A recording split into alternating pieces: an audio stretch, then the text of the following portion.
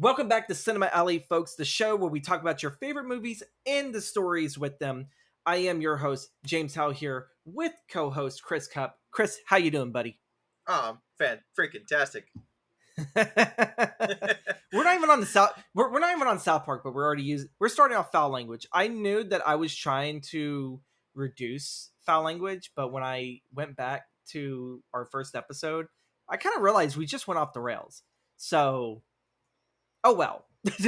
Honestly, like, why not? Like, Exactly. this is an adult show for adults who like Star Wars and movies. Yeah, but Oh, I was trying to widen the gap, but also too I was thinking, well, what child is going to give a crap about us analyzing character and breaking down story? They're gonna look at this like screw this crap. I'm gonna go play Call of Duty. That's yeah. pretty much what most of them. They're not even probably listening. They're all playing Call of Duty right now. Well, if they're Or playing they're Call of pissed. Duty online, like, they're already hearing way more worse things than we'll ever coming out of our mouths. Exactly.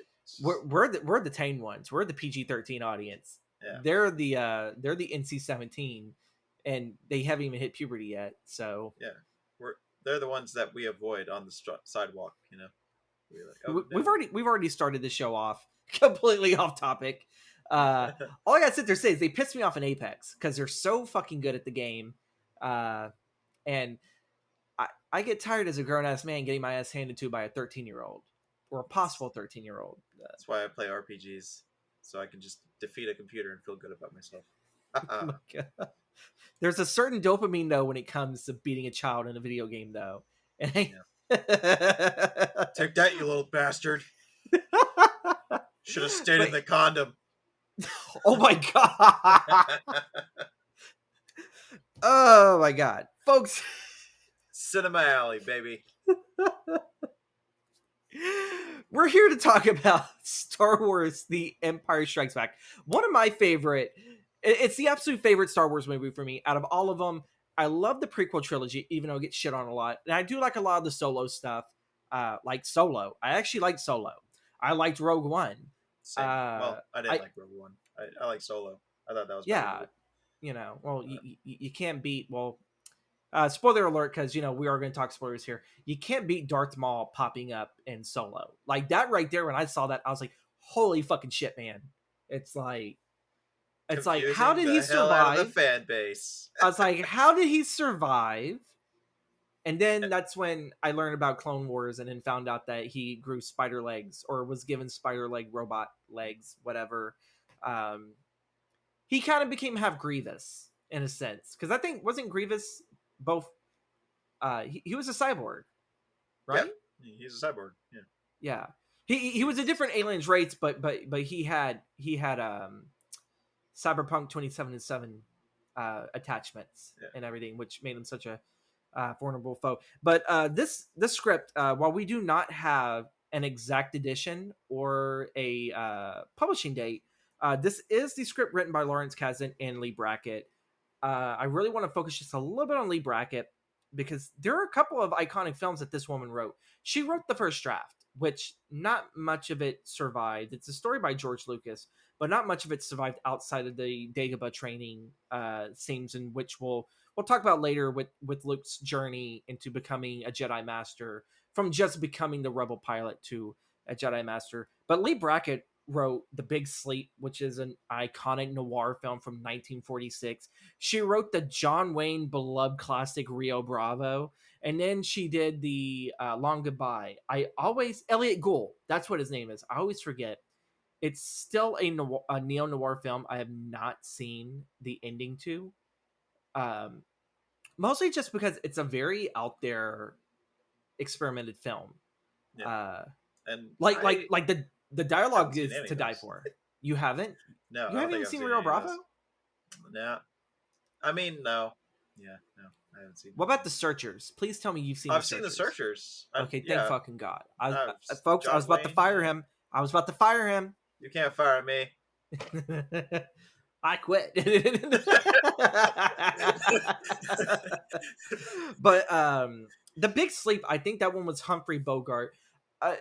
I kind of know my noir stuff, but I don't know my noir stuff. If you can't go back a little bit further, I probably know more of what of what Fritz Lang did, because he was to me the man that really kind of created that movement.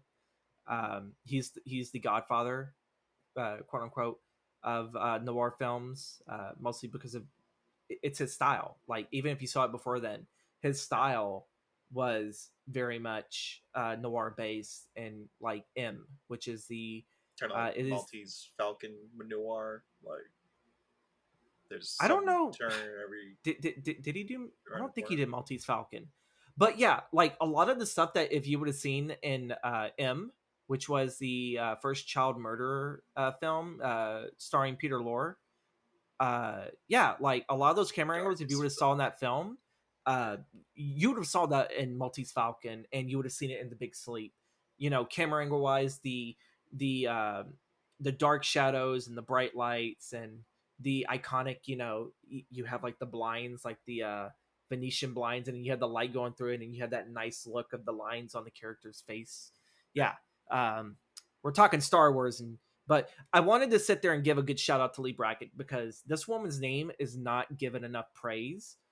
I do think that the fan base, I try to look it up before to try to see if they could find the original, like the script that she wrote, because I would really want to sit there and see.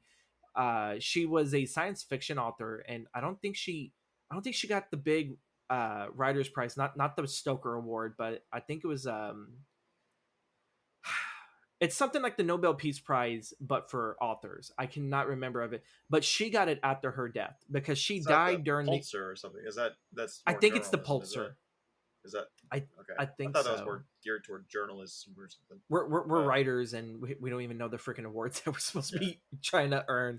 But yeah, so Brackett Brackett was given that award after her death, and she died from cancer during the production of this of the film, and I want to sit to say it was 82.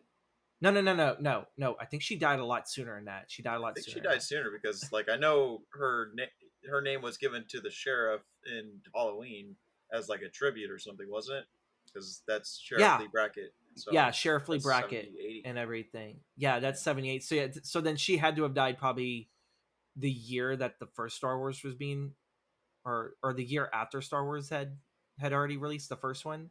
yeah, We're fucking up the timeline, folks. I may just throw up a graphic on the screen for our video listeners on Patreon, so yeah. That's a they can keep problem up for future because James. yeah, I got to write a note on this script that you keep telling me. It's like you need to shorten the outline, and it's like no, this is a reason why I have notes and everything. It's just keep telling myself this. But anyway, His notes so yeah, are Charlie Days, like this is the plan, and you see a big like board that's with very much how my brain works, strings everywhere. and it's how I tell a Yeah, story. You know, when people show me that, they're like, dude, you sound like this guy. It's all like, dude, if you were in my brain, you'd be freaking terrified at how accurate that freaking description is of me. Uh, but yeah, written by Lawrence Kasdan, who would be who he would go on to actually work on Star Wars the most. He wrote the remainder of the trilogy. He wrote this. He picked up where Leigh Brackett wrote and rewrote through several drafts. The only thing that Brackett's stuff really stayed was the training sequences in Dagobah and Yoda and some of the dialogue in there, which again, it's fun dialogue. You know, yeah, when I started reading this and I started reading what I already knew was Yoda, I would read it exactly how Frank Oz would speak it, but it's not exact dialogue from the film. It's one of the very few differences in his script that it's almost close to probably the locked in script for shooting, but they probably could have went through and did some re-edits of the pages. Other than that, with my viewing, it's like nothing really changed in the script other than maybe some lines of dialogue, yeah. I which is mean, normal. some That happens. descriptions I think I made notes of, but like just things that were like maybe toned down or shifted for the final film version, like Exactly. Yoda and like the first introduction. I made note of being more kind of him, I guess, looking larger when he's doing Yeah. that holo chat with Vader. But we'll get to that. Yeah. Well, like also too, like he was described as blue in the script, and he was a little bit more sillier. Yeah, He he was like if the age old question of Gizmo ever got super old, he would evolve into Yoda. You can kind of tell, I guess, where Lucas maybe had a hand in Yoda's mentor character, because like exactly. it's sort of reading a little bit like Ben Kenobi from A New Hope, where he's just like kind of enthusiastic and weird, I guess. Yeah, it's like I'm a But space wizard, and yeah, yeah, yeah, and everything, and it's like how much hemp did you roll up and smoke before Luke uh, got here? all of Uh, it. We're all out. We actually made a pr- record. Probably the whole damn planet. So so we're moving on from Brackett. Lawrence Kasdan did the remainder of the trilogy. He did Solo, if I remember correctly, and did he do Rogue One? I don't think he did Rogue One. I know he did Solo with him and his son. Uh, like And then his they son did one helped of the out. sequel trilogies. I think it was The Force Awakens, but Uh, I don't think he wrote any of the other ones. It was that, or maybe he was story editor. Maybe. Yeah, but his son was picking up onto the Star Wars stuff. I don't know if his son's worked on any more, like from the TV show stuff. I don't know if he's written any episodes, or if he was a part of the rest of it. Again, Chris here is the Star Wars nerd. As much as I love film, I'm not that much of a deep dive into Star Wars. So our Star Wars um, aficionado. Yeah, I mean, I'm mostly like, I guess, better with the Clone Wars and the animated stuff, like Rebels. Yeah, Haven't really been too, I guess, in depth when it comes to the Disney Plus live action stuff. Like I like the Mandalorian, but just know that's John Favreau mostly behind that. Uh, John but Favreau is a great storyteller, though. Like, I yeah, think that's the only reason why, outside of Mando, I think John Favreau does an excellent job. I don't know yeah, if he did Book of Boba Fett. I didn't like that one. yeah. No, I don't think anyone really liked Yeah, that. it's probably why it bombed. Yeah, they didn't know what they were doing though. But yeah, Still John haven't seen Favreau and Andor Dave though. Filoni are mostly like the Yeah, names that are household Star Wars names that you should really know when it comes to they live are the action Lawrence stuff. Kasdan and the George Lucas of today. To Yeah, me, when it comes to Star Wars television, they are the Lawrence Kasdan, and Lawrence actually will go on to bigger and better roles outside of Star Wars. Um, this was '83, and so one of our future episodes, you'll see his name pop up, and then you'll realize it's all connected in the Cinema Alley, uh, podcast world. But jumping into his breakdown, we're gonna go into one of my favorite parts of the entire movie, Hoth. Uh, Before the battle even begins, we're following Luke. He's on Hoth. He's part officially of the Rebel Alliance. And this is. Did they ever give a timeline on how far away this was from the first one? I think uh, expanded universe wise, it was like 3 years Really? it had gone by. Yeah, Okay. 3 years Okay. had gone So by. 3 years, Luke has went from farm boy on Tatooine, where his story was more of, I want an adventure. I want to get off this planet. I want to go do something with my life. I don't want to be a moisture farmer, that's just going to grow old and live a dull life. Well, you know what? Like, folks, I don't think he lived a dull moment in Star Wars. Like, all of that was fun. He got his adventure. He lost his mentor, that is for sure, but he will gain another one as we proceed. Um, but if you guys have seen this, and you obviously know, Luke is terrible at having mentors. He's terrible at it. It's not his fault. It's He's not his terrible fault. at it. Like All of them are old, Chris. It's that's not how a his mentor fault is that they supposed to die. be. Not all of them, uh, but So but it's the wise sage you go to for lessons and stuff. I know a couple of old people that are not wise sages. It's like it looks like they smoked the ganja way too much and forgot that they still think they're in 1960. Uh, but yeah, Cheech and so Chong. currently during the process of Star Wars, Luke was being trained to be a Jedi Master, but that training has quite obviously from this point on not proceeded anywhere. He's an official Rebel member. He hasn't had no training whatsoever, but he still makes use of what he was given by Obi-Wan. during his battle with the Wampa that he got jumped. Which again, I love the fight scene description in this. Like this is the one thing I'll give Lawrence Kasdan props to, especially with the Battle of Hoth, which had the most. Well, I don't know. I guess up until towards uh,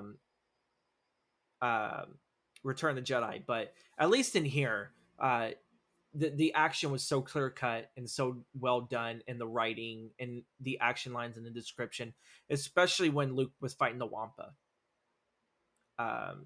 You know, the final film I think like is a lot shorter, isn't it? Like, yeah, it's but I don't know, when I see the film, it makes it blow up even more. But sometimes when I read the script to it, it makes it sit there seem like it happened so fast. But I don't know if that's just like the memory of my childhood watching this film of like, oh my god, he killed the abominable snowman from, Rudolph the Red-Nosed Reindeer. Yeah, it's a space yeti. That's a serious. If you guys have never seen this movie and are wondering what a wampa is, well, they're on an ice planet named Hoth, and wampas are like yetis. In this universe, Bigfoot lived and he reproduced all over the galaxy. So it's just a space Wookiee. Yeah. Oh my god. Yeah. Pretty. I shot myself in the foot in that comparison. What is my life? So the call to adventure, it's pretty much we've already kind of jumped right here. We've already passed the ordinary world. Luke is at this base, so is Han and Leia. Leia has jumped into the role of leader pretty quick. We're not going to jump too much into the relationship once we're done with Luke's story. So when we're kind of going by and you're like, well, wait, why aren't you talking about Luke and Leia? It's like they're just as big of a character study than just Luke. And it's like, we will, but one character at a time. So the call to adventure happens when Luke is captured by the Wampa after getting knocked out. The poor what was it, Tauntaun? Yeah, that's the name of the beast, right? Tauntaun. The Tauntaun was ripped to shreds, turned into like a little appetizer while Luke is dangling. And Luke ends up defeating this thing. It's not that bad. It's not that tough of a monster. It's not like he's fought the Chris, help me out here. What's the name of the monster on Tatooine? The one that's in Jabba's pit. The Rancor? I have no fucking clue how I forgot. The Rancor. It's not like he's fighting a Rancor. This thing, I'm pretty sure, Chewie could take it in a wrestling match. Probably. But with Luke escaping from almost dying, he actually does see a vision of Obi-Wan telling him to go to the Dagobah system to find Master Yoda, and he will continue the training. This is within the 3 years from because Chris is going to be our timeline guy. Yep. So within these 3 years, it's apparently I guess taken 3 fucking years for Obi-Wan to manifest himself to Luke, or they were just waiting for the right time. I mean, like, it's insinuated that he's done some training in between that, but like now this is the point where he's reached like enough experience to see Obi-Wan through the Force. That is true. Okay, I will get that. But it's still the fact that there has not been any other Jedis, as far as I know, that have trained him within that 3-year gap. So it's him constantly having to relearn or just study with what Obi-Wan did not give that man much.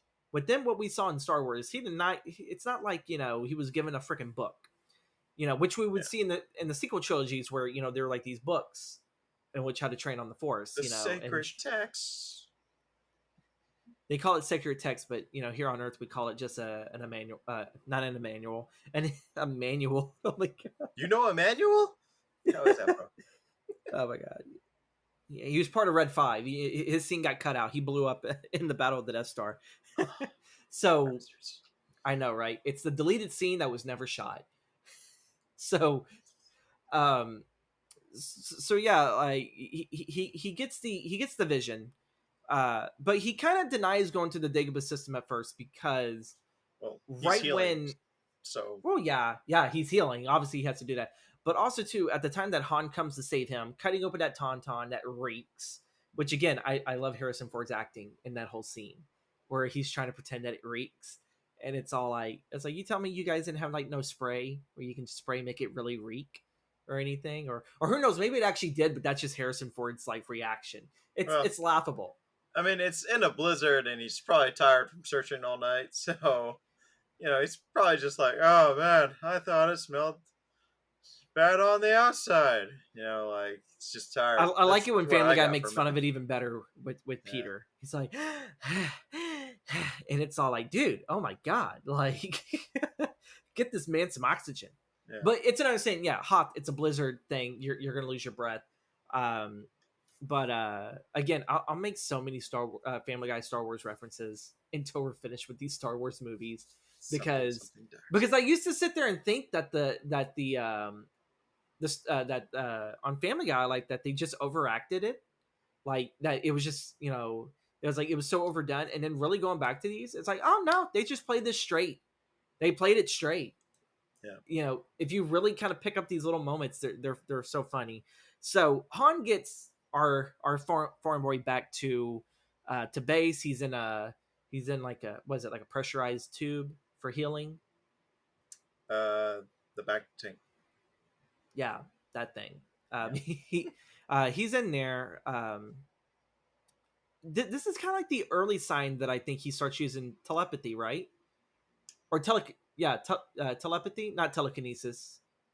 Well, in a sense, they do use telekinesis. If I remember correctly, I think Luke was using. I think it was Foreman. Like, it wasn't super strong, but there was obviously something there, because I think even Vader was sensing that Luke was there, because in between all this, the Empire are above Hoth. They've kind of figured out where the rebels are at.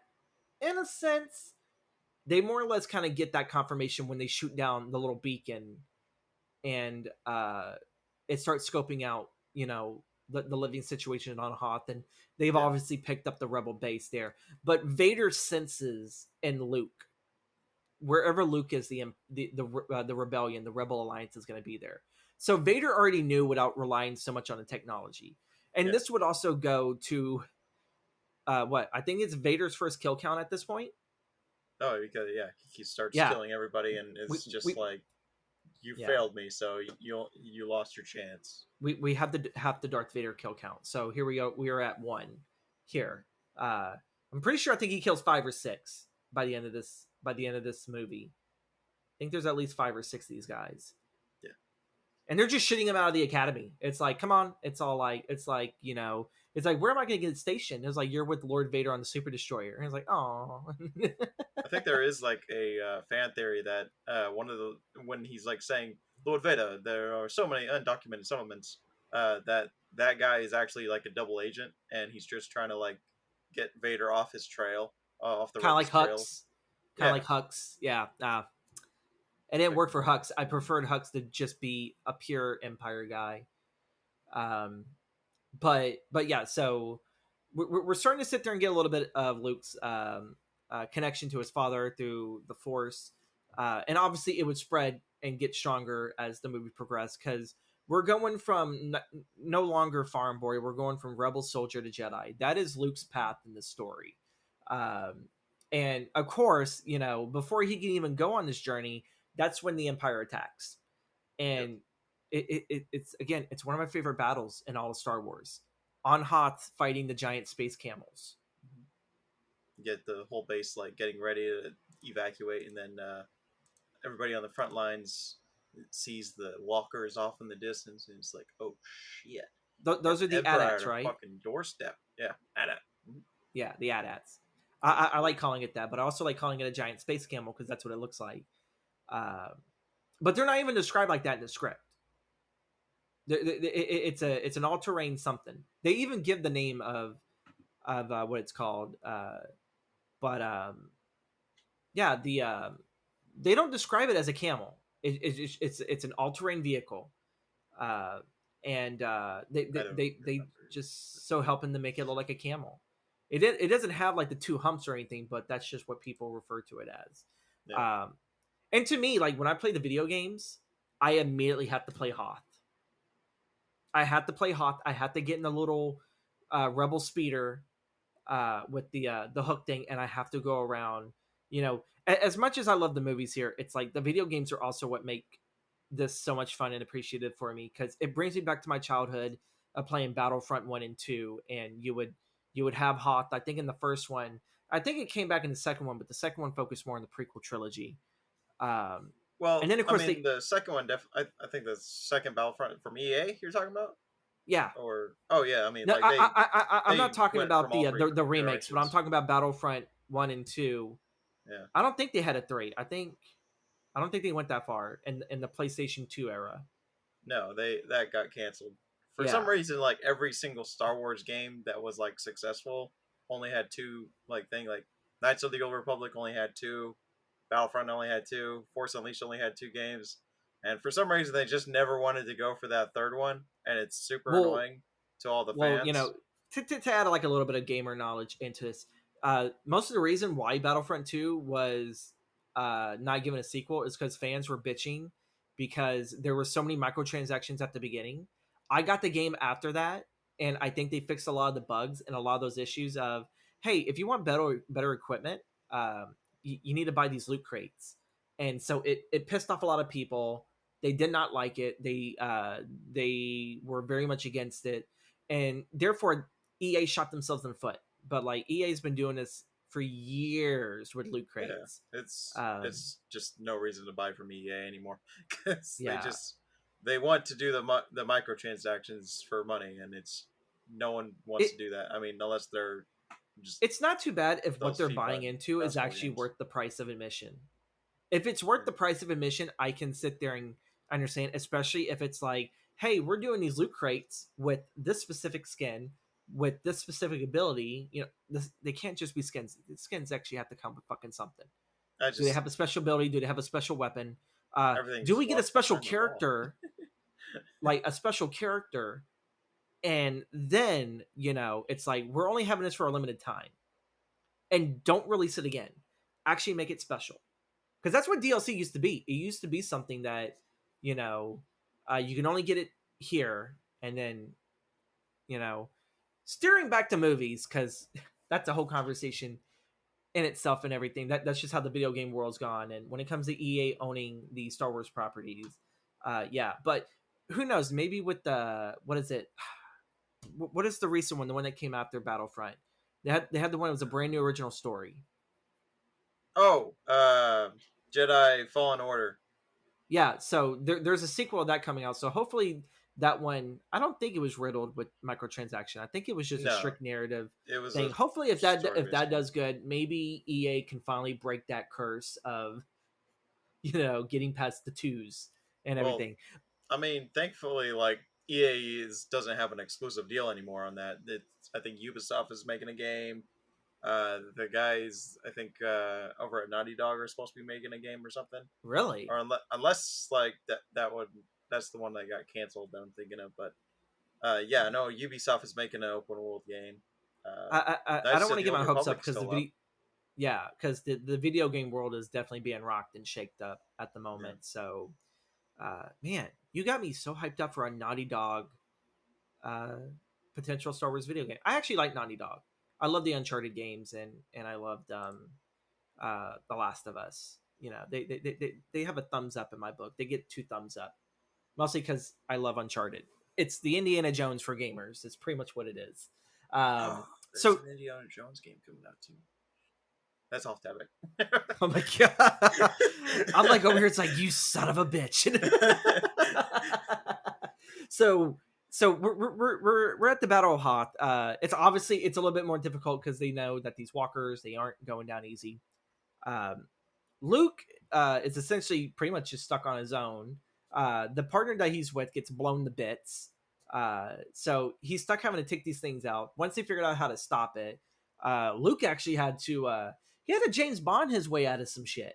He had to go right under after he was shot down. Had to go right under one of them, shoot like a rappel pin, which this is why I say James Bond, because it looked like a pin. Hooks it up to his belt, zips up, cuts a hole with his lightsaber sticky. Pretty sure the people listening to this were like really sticky. And then he just throws the damn thermite grenade in there, and then he just lets go. Before he throws it, though, he says, "I'm Batman," and then he chucks it. There's so many crossovers here. It's all like, we're Oh, reaching for all the audience. You're a Star Wars fan. You're a Batman fan. You're a fan that wants to hate on EA. We're all here. Yeah. So Luke and them were able to defeat some of these walkers, but it was actually not, it didn't render them a victory. They lost. It wasn't a battle that they wanted to like have an all-out victory for. It was just to stall time so they can escape. Yes, for the Rebel fleet, for Han and Leia. Even though Han and Leia, again, we'll get to them later, but they were making sure everyone else was safe. While Luke was out there with the is it the new Red 5? I think it's new Red 5, if I remember correctly, or I think that comes in in Return of the Jedi, where there is an obscure detail that does not interest me. It's somewhere out there. Like, I remember that Luke pretty much reformed Red 5, if I remember correctly. So once the Battle of Hoth was lost to the Rebels were at least able to get out. Not all of them, but most of them were. Luke was able to cross over to where his X-wing was, and this is kind of where his refusal to call ends. It ends with the Battle of Hoth, because when he goes and he's heading out, and he's supposed to be rejoining with the Rebel Alliance. Obi-Wan's whole thing of Dagobah system, Yoda, it's calling back to him. And so he goes and he reprograms, and he's gonna go to the Dagobah system. This is the end of Act 1, and to me, I still think this is the best way to break out and do a fucking Star Wars movie. I fucking love this. I love the tauntauns, the wonton, the wonton soup. Are you hungry, soup. James? I'm very hungry. I'm always hungry. The whole battle in itself. I don't know. Maybe it's just because I love the cold so much. Maybe that's why I also love Hoth so much. It's the battle, and it's what we see there, and it's the story just told within that battle of, Luke has kind of found himself maybe not so much lost, but waddling again. He needs that extra kick up in the butt to, it's all like, I need to get back on my journeys, my adventures, Yeah. I was stuck on a desert planet most of my life, and then I escaped it to defeat the Empire. Now I'm stuck on a glacier planet, and I nearly got ate. A quest. Yeah, he was given a quest. That's pretty much what this is. We set up the quest, and to me, it's it's still the best quest in all Star Wars. And it's not because the Empire wins this round. It's not that whatsoever. It's all the character change that happens. It's what he goes through. And with that, we go over to meeting the mentor. Luke is on Dagobah, or on a swampy planet in the Dagobah system, where there's no civilization around. It's like if Louisiana's swamps were like a whole planet. That's what this was. And you feel bad for R2, because the moment that R2, I don't know why he didn't think about using his jets. I guess he was low on fuel, but that poor little tin can. Lucas didn't think about that until episode 2. And... right? Or who knows? Maybe R2 didn't have those at first, but maybe R2 got an upgrade, because Luke's all like, I can't have you in the swamp thing and then me spending a whole damn week, draining your freaking body of Dagobah swamp. Like, maybe it's that. Maybe he used the rest of his fuel in episode 3, and they just never thought about refueling him. That's what happened. Oh, did he have that in episode 3? Again, yeah. It's been a while since I've seen the prequel. He spews fuel or something, and then burns up some droids. Okay, so that goes to show you, I haven't paid too much attention to episode 3. It's been years since I've seen episode 3. You get deducted 10 points, so sorry. Fuck your point system, okay? If this desk wasn't so important, I'd flip it too. So apparently R2 did not think about, hey, let's hover, let's go over here. Nope, he's go right into the water.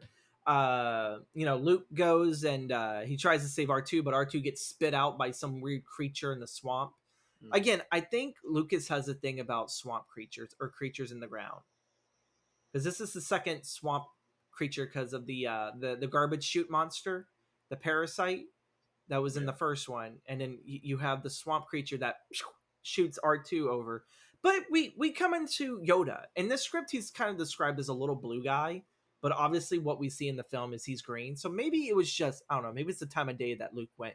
Maybe he looked blue, It's just the lighting of the swamp. Yeah. Is what we were thinking. The lighting, and Yoda is a little mischievous fucker. Mm-hmm.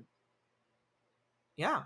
He's a little senile. He's been alone on the planet, even more hermity than Ben Kenobi ever was. So. But you know what? Like, I can't talk because I'm very much like Yoda. I'm not wise, but I'm a hermit. And so when it comes to when I leave my house and I go hang out with Chris and the gang, you know, I say some stupid shit. I say some weird shit. And then they kind of look at me and it's like, I know, I haven't socialized in a while. It's like, just give me a try here. It really ruins the vibe whenever we're killing someone. Like, man, we're just trying to commit a murder, James, and you're going over there and saying weird stuff. Like, come on, man. I don't know what you're talking about. I don't know what you're talking about. Oh shit. That's one of the things we're supposed to. Those were inside things. Never mind. Sorry. I may actually have to cut that part out just for our safety, right there. Oh my god! So we're here. We're here. We're meeting Yoda, and you know, through all the weirdness, like Yoda, like legit dig through this man's shit. Like he had no care. Again, he's been a hermit for what was the years between episode 3 and episode 1 again? Wait, it's about 20 years. It's about 20 years in between. Between episode 3 and 4. Yeah, like 20 years. 20 years. So now we're adding 3. It's been 23 years since he's had a friend, you know. And the first thing he does is he's robbed Luke Skywalker of his little flashlight. And then he starts beating fucking R2, you know, with his stick. So can you blame him? It's been 23 years since he's seen electricity. Oh my god, that's true, because that's probably also why, you know, he took the lamp. It's like, oh good, I don't have to keep growing my earwax to hope that I can make a candle. It's like that shit reeks. So anyone get that Shrek reference? Right? If not, they do now. So you know, Yoda sit there and promises that he's going to take Luke to Yoda. You know, he's leading him off. We know it's Yoda, but Yoda doesn't want us to know it's Yoda. You know what we mean? There's a lot of testing to see how he is as a person before he reveals himself. The first test is dinner. But already, like, we can tell with Luke, because Luke's all like, I don't have time for this. I need to see Yoda. We definitely sit there and see a lot of impatience with them. You probably didn't really see too much of that in the first film. But also, too, going what he went through, there's probably a lot of reasons why he becomes so impatient. Because 3 years he hasn't had a mentor. He's probably having to just study on what little, you know, training ops that Obi-Wan did. And Obi-Wan probably did not give him a lot to go on. So to go on 3 years of, I want to be a Jedi Knight like my father before me, and you're, you know, it's like doing the tutorials of a Rosetta Stone to learn a new language. It's like, I already know all of this, but I keep having to relearn it because it's all that I have, you know, and you know, something's blocking me from continuing this, and that's exactly what this story is going to be. It's going to be Luke getting the training that he deserves, and you know, we cross that threshold after it is revealed by Yoda that he is in fact Yoda. He's annoyed Luke. He's annoyed Luke throughout this entire visit to the Dagobah system, because Luke is all like, I need to hurry up and find him. You know, I need to catch up with my friends. He's all in a rush. And Yoda is trying to tell our boy Luke, it's like, you need to slow down and smell the roses. Maybe I need a Yoda in life, because you know me, Chris. I'm an impatient fucker. You know, I have to, it's like, no, if we're gonna do this, we gotta do this. We have to go along. Like, I can't wait. It's like, why wait next week? We can just do it tomorrow. You're going a million miles a second when all you just need to do is, you know, take a breath and take a step forward, and then, you know, there you are. Wise words from Chris Cupp, I see. Not really, but but telling me it's all like, you just got to take it one step at a time. It's like, Like in my brain, I'm screaming internally, I don't want to take it one step You're at a time. rushing life, man. You're gonna be rushing to the grave if you don't slow down. How do you know that's not where my goal? I'm fucking with you. My goal is to sidestep the grave and live forever. Who wants to live forever? I don't know many people who know that song reference whatsoever. Either way, so Yoda is annoyed by Luke's rudeness and his impatience, and Luke is annoyed by Yoda for all the secrecy in the games. They're annoyed with each other, and these two guys are gonna have to learn to get along. I was about to say get it on. Oh, that's a totally different Star Wars movie. Wow. So, so you know, obviously Yoda kind of refuses to train. He's too volatile like Anakin. He shows way too much of his father's traits, and Yoda fears that if he does train Luke, it's going to be the same shit from what does it start episode 2? Episode 2, I think. Well, no, the end of episode 1, because I think that's whenever I think that's when Annie he, was going to the council. Yeah, I mean, What was somewhere in episode 1. I kept thinking it was 2, but in 2, that's when he's a teenager. yeah. So it's already that Yoda is like, why should I train you? I trained your father, and I believed Liam Neeson, and then I believed Ian McGregor, and look where it got us. Yeah, but Look where there's he's not portraying that information to Luke yet. I mean, it's more of like you're no, too but old. that You don't have the patience for the training that you need to endure. yeah, but it's the whole fact that before we even saw those prequel trilogies, because obviously the prequels were made afterwards in the late 90s and early 2000s, we are given a little bit of that Anakin was impatient. He was always quick to the next lesson. It's all like, and to him, I guess if the lesson did not um or did not yield quick results, Anakin kind of didn't really look at that as a lesson worth learning. It's like, why should I learn something that is going to take me years and years to understand when I can learn something right now? He's a practical And dude, and I respect that. yeah, well, that's kind of like the same thing to me, because there was like a lot of things when I learned in film school. It's like, why do we gotta learn this? Why do we gotta learn that? It's all like, and then when you kind of look at it, it's all the stuff for in the long run. It's like the more that you practice, the more you understand. And thank God that the teachers never gave up on me. Like, I was never that one person that says, why do we gotta learn this shit? No, in my brain, it's all like, oh my God, how is this gonna help us? And In my specifically, brain, it's like, I was thinking, why do we have to learn this when we should have learned this first? Why is everything out of order when we should have learned this something we were else all first? impatient fuckers. Yeah, We were all well, impatient fuckers. I don't know. Well, the thought process between that whole class schedule, Yeah. it was just fucked up. Yeah, but either way, it's like I ended up learning why we learned what we learned in the first place, and the long term value of it, and I am eternally grateful. I doubt they're going to be listening to this What's So Freaking Ever and everything, because if that they're all like, "Would you like to plug?" It's like, fuck no.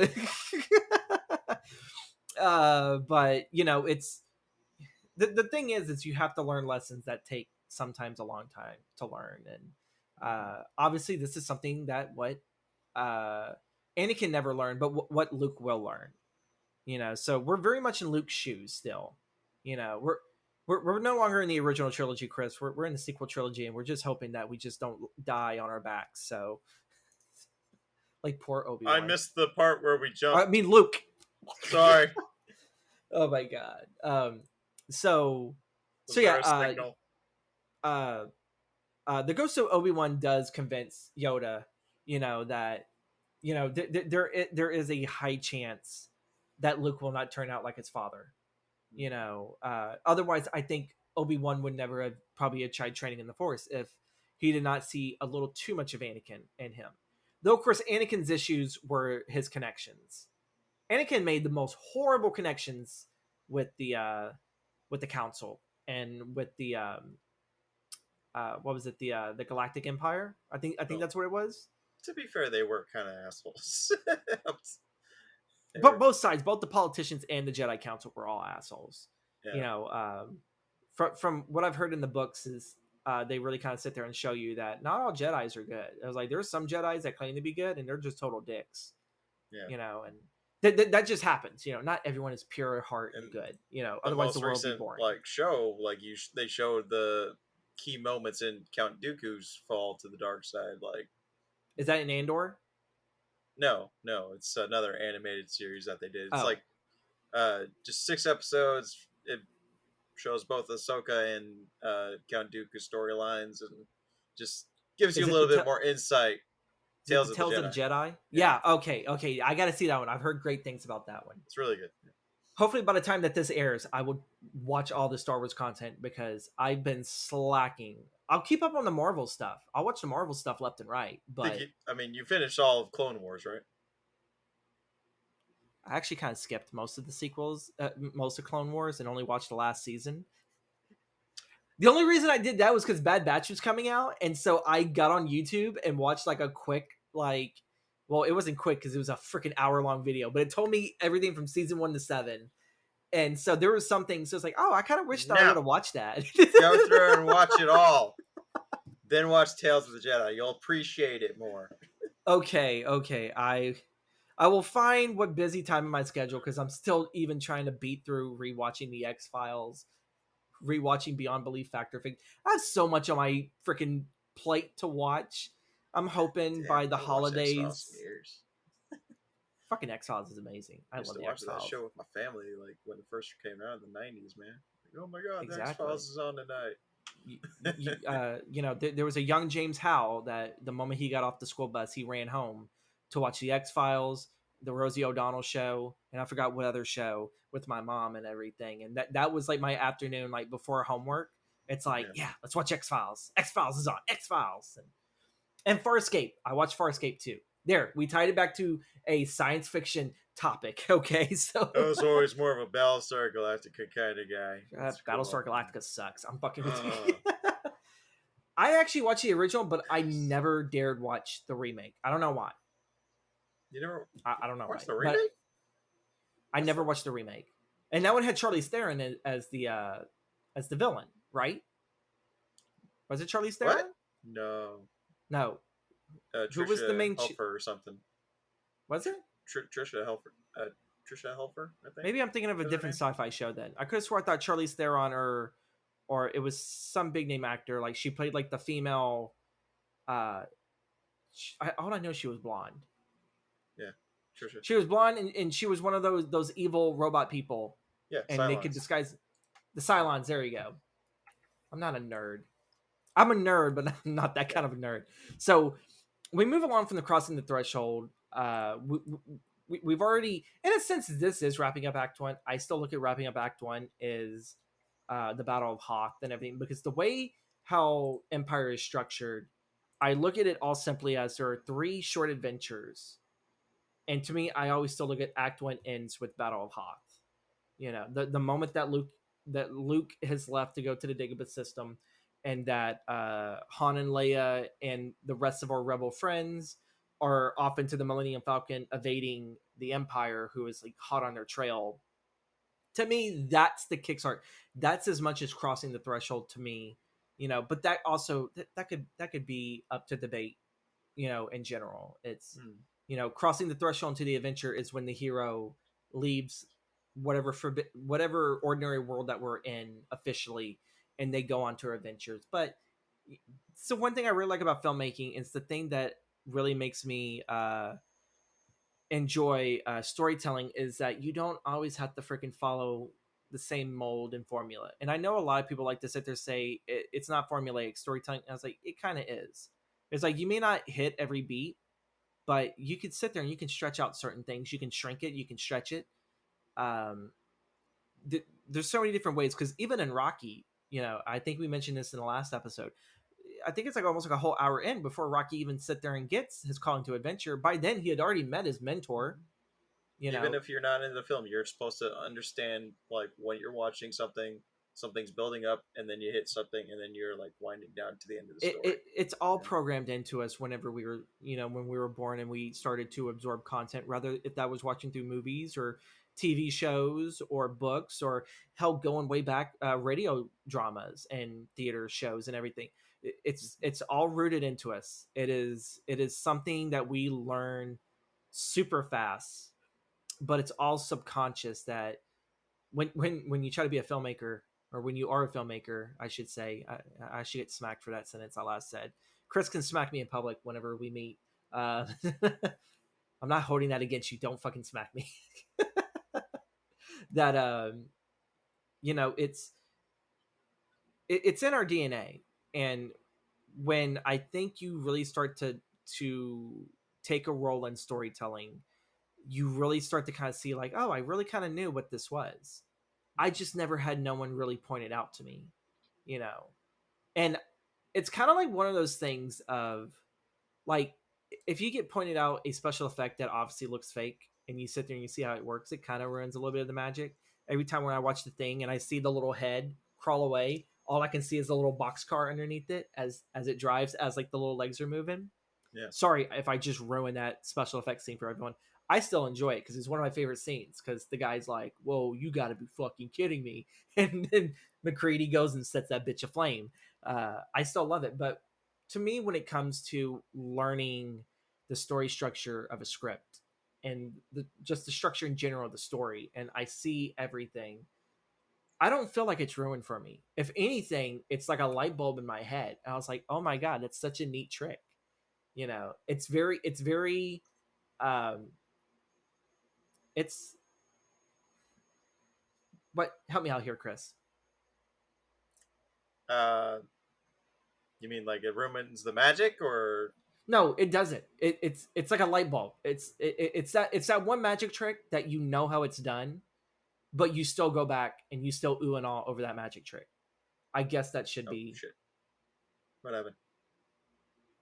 I think we're back. You went out. I'm still here. Okay, you disappeared for a sec. Oh, it's that there's a reconnected, but yeah. Okay. So it's a magic trick that you could be told how it's done over and over again, but I don't know. To me, at least to me, I still feel wonder.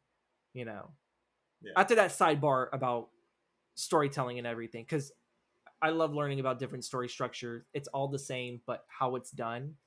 You know, rather it's 3 act, 4 act, 5 act, 16 act. I don't know if that's even possible. Don't quote me on that. Even television, TV show. Yeah, even television structure. I think television structure is the most interesting thing ever, and I really do think that short films should be structured to television. But either way, back on track. Back on track. I know, Chris, you're trying to keep me back on track. So Luke is starting this training. He's having some troubles, and it's all this time while he's being trained, because Yoda does train him.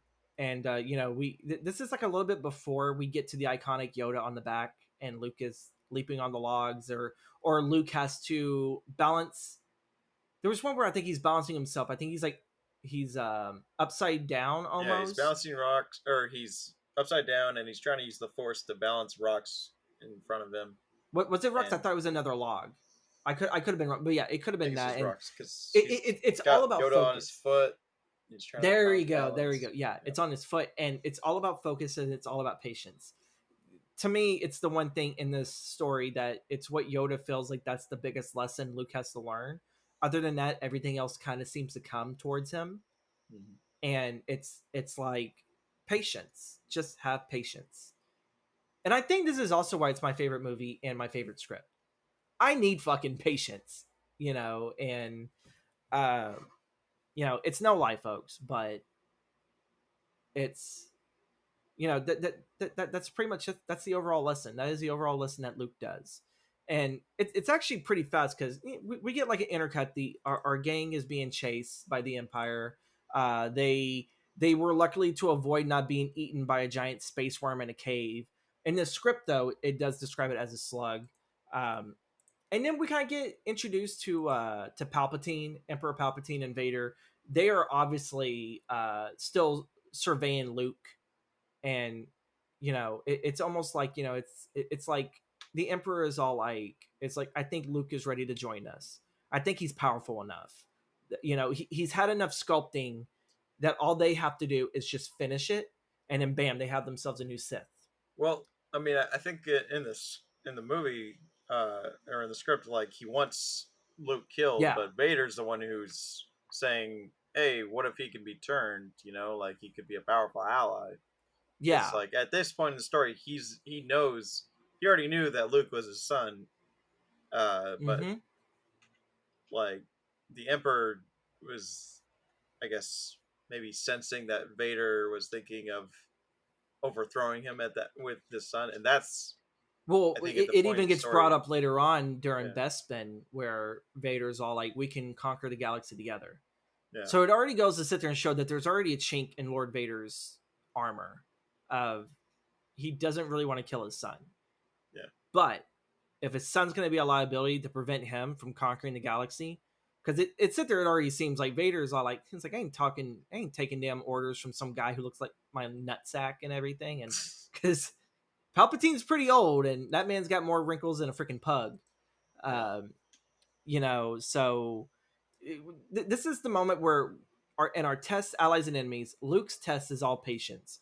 Our allies are on the run, narrowly, you know, trying not to get eaten by whatever ecosystems out in space that can live in space.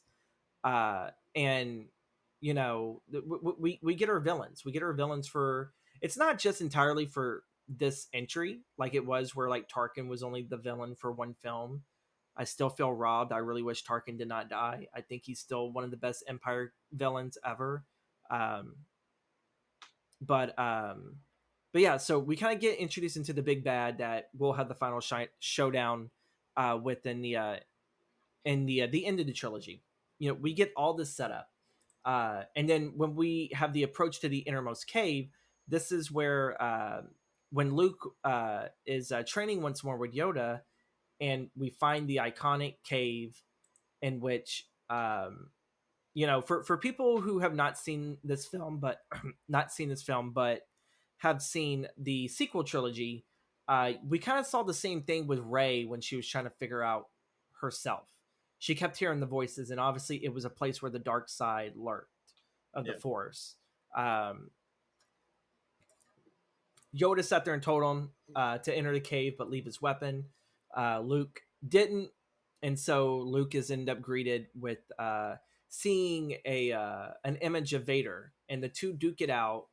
Um, Luke kind of more. This is the thing that gets pushed upon in Return of the Jedi, but Luke uses his anger to defeat his father Yeah. in this, and beheading him.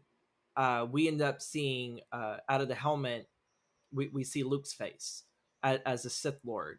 And obviously, this is supposed to be a sign to Luke of if you don't get your shit straight, kid, you're gonna wind up just like your pops, snap, crackled, and popped. I'll admit, Um, like when I first saw that as a kid, I had no idea that was supposed to be Mark Hamill's face.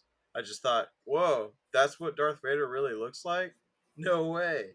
I yeah, was just like, as it kids, didn't click as for kids, me. you don't pop. Yeah, it Yeah, doesn't pop to you. It's not until you're an adult and you're like, "Holy crap, dude! Freaking mind blown." Luke and Vader's fate are tied together. So if he embraces the dark side, he's gonna be just like Vader. You know, doomed to Exactly. be the Emperor's next puppet or attack dog. Fall to the dark side. And then of course that's the whole lesson here. It's Luke has to learn patience and not to give in too easy to the anger, to the dark side. But the anger lesson tends to become more of a focal point in the next century. This one's more patience. What would you say then? What was Luke's training in the first one? Because we never really tackled that. This You one mean seems to be in A New Hope? patience. Yeah, in the New Uh, Hope. I mean, it was just him being, introduced to the world outside of his own. Like there's more to life than what he's But known. wouldn't you say that maybe with the lessons that he was learning with um Obi-Wan, would it still be patience? Would it actually have it where maybe he just still never learned his lesson with patience and to actually open It's, himself I up to think, the Force? yeah. I mean, it was opening up himself up to the Force and like trusting in the Force than with his eyes, like because he Seeing isn't blew up the always Death believing. Star. Yeah, he blew up the Death And Star with his eyes closed and trusted in the Force. He used his feelings and trusted his gut, and he won the day.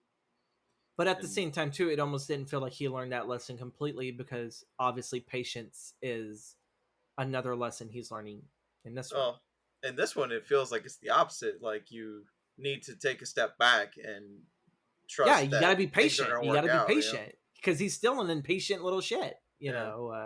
He's a That's hot-headed kid. huh? He's a hot-headed kid. Well, it would make sense in the sequel, but I still don't think when we reach this that he has learned patience all too much. Yeah. Probably the patience lesson is more slipped underneath the rug a little bit more in Return of the Jedi, because to me when I read the script to that, which we'll talk about next week, um, that one kind of more or less to me felt like anger. You have to watch your anger, because that was the major test, was anger. And this one right here was just a sneak peek of things to come in the next entry. It's the only way he defeated Vader was through anger, not through patience and grace and, like the way of the Jedi. Yeah. Okay. I want to make sure we're on this because I don't know everything of the Jedi, so I was hoping that I was going in the right direction. I mean, yeah. I mean, any casual moviegoer can see that was like kind of what he was hinting at. You have to be It patient. takes a You while can't for me to learn rush into things. situations, or else it'll backfire and you'll get hurt. You have to wait for everything to work out. You know, you can't fix anything. You can't everything. You can't save everybody. You know, that's something that Anakin failed to realize, and that's why he fell to the dark side. Exactly. And it even showed with him killing, well, in a sense he added to the death of his own wife, you know, all of that. And in a sense, yeah, Luke is having to learn all that. The sins of the father fall upon the son. That's an old added trope, but it works very much in the story, very much. Um, so our ordeal was the huge revelation in which, when Luke defeated Vader through anger, that's whenever he saw his face behind the helmet. And in the reward or the seizing of the sword, whichever name that you enjoy, um, Luke continues to struggle with everything post the innermost cave.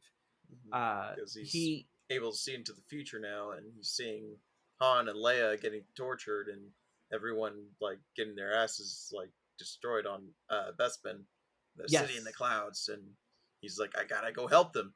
If you leave now, your training is incomplete. Vader will defeat you, and you will fall to the dark side. You're doing everything the Emperor wants. And Luke exactly. doesn't heed his warning, and he heads off. That's the scary thing about this reward, is Luke gets the vision, but at the cost of, quite honestly, not finishing his training. And of course, it's the hothead impatientness in him that it's like, I have to go save my friends. As much as I know that this is detrimental to the galaxy and the fate of everything, it's like, I have to save the people that got me off that fucking Dust Bowl rock. You know, and again, Star Wars has always been a thing about friendship. Friendship has always been a huge thing in Star Wars. Um, maybe, well, I don't know. I guess so much in the sequel trilogy, maybe. I know definitely a lot in the prequel because of Anakin and Obi-Wan. Mm-hmm. But then you can also kind of compare that to Brotherhood. Just family in general. Not Exactly.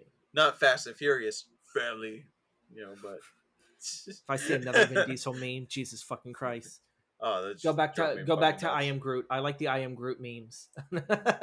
So yeah, Luke gets the vision. He's headed off. This kind of pretty much concludes our second story, which is Luke's training.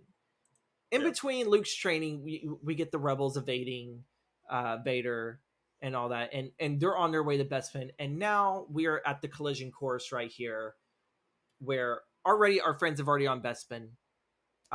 They've met Lando Calrissian, Mm-hmm. the apparently the only brother in the galaxy. The Which only important one. Yeah.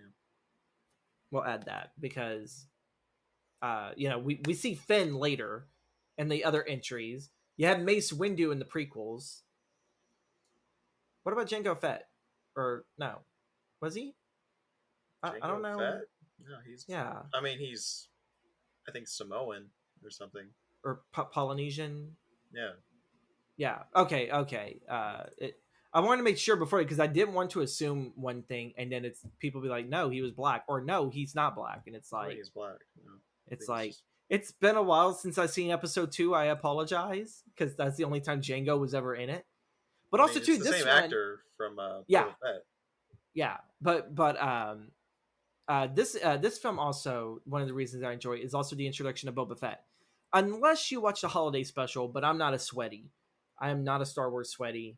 I We did don't not need to watch the. mention the holiday special. Probably that's the only good thing about the holiday special is the little animated short that was on there. Uh, that and the Ewok movies. I still haven't seen them. I have them on my Disney Plus like to watch later list because it's like I've never seen these Ewoks or heard of these Ewok movies. Yeah, So I it's don't like know if let's try. Lucas really had a good idea of what he wanted to do with Star Wars after the movies. Exactly, and I don't think that Disney really had much of. They only had two really good. They had a few good shows. I still need to finish the Bad Batch in order to say that that was a good show. They had good animated shows. The animated shows are the only redeeming TV shows for Star But Wars. I still love Mando and Baby Yoda, aka Grogu. Yeah, You know, um, I still love that, and I like Boba Fett, but did not care for some of the writing that they did for him. Uh, yeah. but I digress. So we're here to the 3 R's, as you guys will come to know. That's what I call my third act: the road back, the resurrection, and then the return. Um, the road back is pretty much Han and Leia are being tortured. They're being uh, held against their will. Lando had betrayed them because he's trying to protect. What was it? Was it Spice?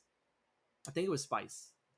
I think he's just trying to like ensure the Empire stays off his world because they Yeah, like I think they're but just because like fuel he depots and has stuff. a little trade thing that he does. He's no longer really a smuggler. He's a businessman. I always thought it was just Bespin was a fuel place, to get fuel Maybe for it could have ships been, and but I stuff. do know that Spice was in Solo. Spice was in Solo. Yeah, that was Um, Spice so and fuel. that's why I kind of correlated Spice with this. But either way, Yeah, um, he is a businessman that works in the transport of renewable or non-renewable resources. There, we'll say it like that because I don't really remember what exactly he had on there. But either way, it was something that he had to keep hidden from the Empire. Otherwise, the Empire would tax the living shit out of him. So he betrayed his friends to kind of keep it a little hush hush from Vader. They get tortured. 3PO gets like pulled to shreds, which again, 3PO is like he's the most annoying character in this film. So when that happened to him, I was like, oh good, someone hit the turn off button on this guy. Um, I Kind of am sad for 3PO. 3PO, but I That's I did not like even reading the script. It was like, oh my god, Han, would you shoot the son of a bitch and everything? It's like I'm pretty sure even some of the producers that read this is like fucking 3PO needs to get shot. It's like tired of 3PO's ass. Um, yeah, so the road back, they're all being tortured, held against their will. Um, Obviously, Han is going to be collected by Boba Fett for the payment on Jabba. So they're already kind of divvying up what they want. You yeah. know, they've already caught them. They're divvying up what they want, what they don't want. And with this is when Luke was able to pull his. Um, Luke was unable to pull the ship out, but it was Yoda that pulled the ship out of the swamp, Mhm. which goes to sit there and show you that Luke is not ready. But Luke does not care. Luke is gonna save his friends. So Yoda lets him leave. Yoda wasn't gonna fight him. You know, it's like it's your choice to leave. Yeah, And so Luke did, and Luke gets on his way, and that moves on to the resurrection section. Our confrontation, pretty much, it's some of the best part of the script outside of Hoth, but I'm going to be biased and say Hoth is the best part of this whole movie, because Bespin is our third adventure. It's our third story. Han has already been frozen in carbonite, and Boba Fett is loading him up into his ship. And by the time that Luke gets there, Luke is already falling into the trap of Vader. The carbonite chamber is locked up, and they pretty much battle all over the underground of Bespin. Yeah. Well, I Which mean, like it feels more like Vader's testing out Luke to see like how skilled he's yeah, become, you know, because like he's it's like obviously way Luke is way outclassed, so yeah. he's just Well, testing him out. you're talking to a guy who had been trained by so many Jedi masters before him, and then later was trained in the ways of the dark side by Sidious, aka Emperor Palpatine. So yeah, that's like having a second grader fight a 12th grader. That's completely Yeah, unfair. The 12th grader is gonna win, you know. Uh, yeah, but like Luke still actually holds up on his own though. For someone that is still very much fresh in the ways of learning the Force, Luke still holds himself up.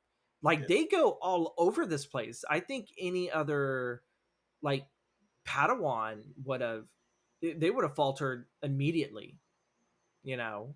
Going yeah, back to episode 3 whenever we saw all those younglings, that but also too they were more or less, awestruck because Anakin was someone they were supposed to look up to and he was supposed to protect them and he went off and butchered them.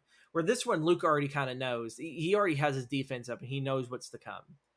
yeah, So they battle all the way through, and Vader towards the end kind of pleads. It's all like, I don't really want to fight you. I do believe that we can conquer the galaxy together, with the power that we have. yeah. And then the major unveiling, after Luke had lost his arm, or not his arm, but his hand, His sound. uh, is I am your father. The iconic, like, twist. Hold Uh, on, uh, Darth Vader is Luke Skywalker's father. I know, right? All those girls, all No. those women that haven't seen Star Wars and now are gonna go on dates with all the Star Wars nerds are like, did you know that Darth Vader is Luke Skywalker's father? And they'll be like, over here, it's like, where the fuck you been? Sorry, I've never seen Star Wars. Oh my god. we're still keeping the storyline from episode 1. We're still keeping the storyline going. We have to. It's called character development. But yeah, so the iconic bomb drop, that can't be, that's impossible. Literally that whole scene is quotable left and right. Almost everyone knows it verbatim. uh, and when Vader again offers his hand, Luke refuses. He refuses to fall to the dark side and pretty much thinks, you know what, I'd much rather just kill myself. Which again, um, very very dark. I don't think that was probably the intention. It was all like, I would probably I much think, rather, yeah, I mean, it definitely is more of like a heroic sacrifice. Like I'd rather yeah, like fall on the perish. sword and before I join you, And Exactly. Vader doesn't try to stop him anyway. Like he's just dumbfounded that his son rejects him, and like maybe like Vader is questioning everything that he knew because he thought there's no way my son, like once my son knows who I am, like he'll join me, and like I've already fought him, I've tested him, he's skilled enough, we can take down the Emperor together. Like I can Yeah, finally like fulfill my dream of like taking dethroning him and ruling the galaxy with my family. But now his son has rejected him all out, and that's kind of like you kind of see that in Vader. Like he's trying to like contemplate like what happened, like how the hell his son could have rejected him, and that's why like when Luke is rescued and on the Millennium Falcon, he's trying to still reach him, and yeah, Luke can still like hear that his voice in his head.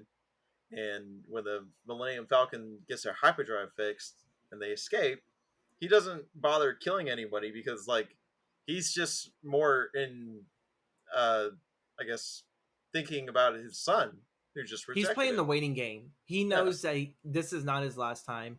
his son would never have perished that way because of he probably figures as much as what he went through himself, getting I don't think it was both arms, I think it was one arm cut off, had both Who, his Vader? legs cut off above the knee. Vader? Yeah, Yeah, all of his I limbs are think gone. Vader only had one. I think he only had one arm, and that was what kind of pulled him up out of the lava when Obi-Wan. Well, But that was his last robotic. His robotic arm was fine, but that's right, because all Dooku his took care flesh of that one. arms. Yeah, Yeah, that's right. Dooku took care of the hand. So again, like you guys have to watch the prequels. There's so much layering that you probably have to, it's like to poetry. fully understand everything. Yeah, you have to watch the prequels and but thank God at that time you didn't have to sit there and watch a holiday special to understand anything, or you didn't have to watch a TV show. It was more cut and dry. Just watch the movies. It Anything else rhymes. after that? What? It rhymes. That's what George Lucas says. It's like poetry. It rhymes. Oh my God. But yeah, like to what he went through, and then to sit there and just see his son drop, he's all like, "My kid ain't dead. My kid can survive worse." Yeah.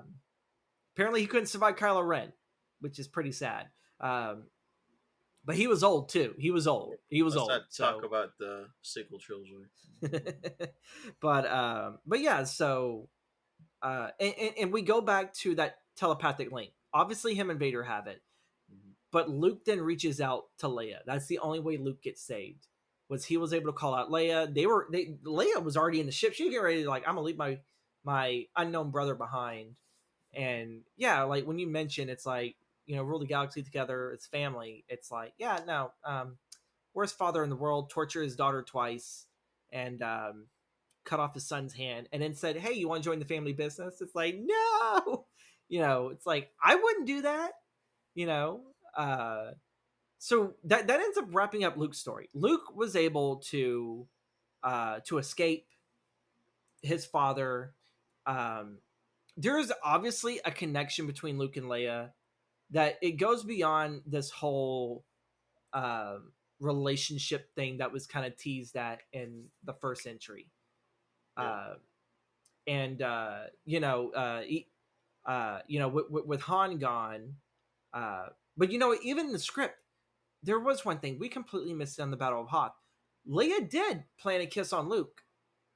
Oh yeah. After he was rescued and he's recovering, Han's like teasing Leia about, "Oh, you just didn't want me to leave. You have the hots for me," and she plants one on Luke to show him that he's not the only guy around. Exactly. Lucas did not have them siblings. That was not planned. I don't care what Lucas says. He did not plan that. If he did, that is very weird.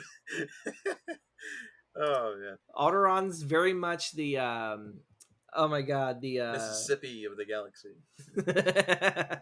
Alabama. Alabama. There you go. There you go. But yeah, so we finished Luke's story. Luke's pretty much learned that he has to have patience, and with his impatient ass, still ran off. He couldn't even lift his own ship. That's almost the equivalent of you and your girlfriend are, well, no. Let's not use that analogy. I have to use a replacement analogy of something of you want to go fight this guy, but yet you can't even fucking do a simple task compared to what Yoda can do with just lifting. Yeah. And it's like you want to go fight him. You think you can do that, and through all this brashness, this impatient, hot-headed attitude, very much like Anakin. I mean, Luke. maybe This if one, there I was still felt a like Luke was one step closer to Vader. yeah. I mean, maybe it was like a throwaway line, like maybe I know I can't defeat him, like, but maybe I can just hold him off until my friends can escape, and like sacrifice myself, which is still kind of dumb when you're the only hope that can defeat Vader and you're not ready, and you're But like risk when everyone dying. When Luke left, though, the Dagobah system to go there, when Obi-Wan and Yoda were talking, and Obi-Wan's all like, well, I hope it works because he's our only hope, and then Yoda says, no, there is another, Yeah. hinting at Leia, which we wouldn't make that connection yet until towards the end of the film when Luke is reaching out to Leia through telepathy, And quite obviously, it doesn't look like he can do that with Han or Chewie. It only there seems to be Jedi based. Yeah. Only other Jedis can contact other Jedis. Yeah. Or Force wielders, because, Vader's a Sith Lord, not a Jedi anymore.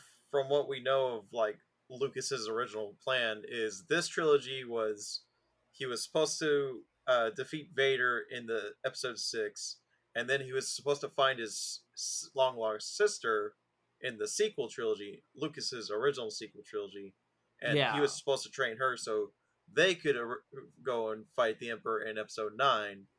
So, like, the sequel trilogy we got from Disney was sort of kind of following Lucas's original plan, but not really very well. But, like, they couldn't do Lucas's original plan anyways, because all the actors aged 4 years. So, I mean, there are hints that he waited too long, though. Yeah, he waited too long for he really did, because what?